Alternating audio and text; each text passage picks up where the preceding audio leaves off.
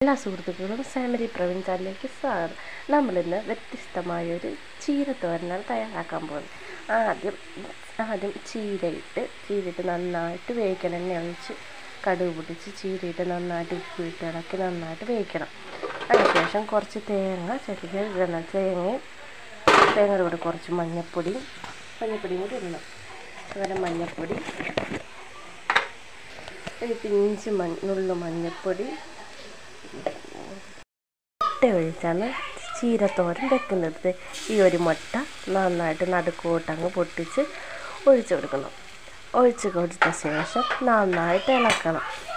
നന്നായിട്ട് ഇളക്കി ഈ മുട്ടയിൽ നന്നായിട്ട് വേവിക്കണം. നല്ല അടിപൊളി ടേസ്റ്റുള്ള ചീര മുട്ടത്തോരൻ. എന്നിട്ട് ഇതിൻ്റെ കൂട്ടത്തിൽ തുള്ളി മസാലപ്പൊടിയും കൂടെ ഇട്ട് കൊടുക്കണം. എന്നാ രുചിയുള്ള മുട്ട ചീരത്തോരൻ.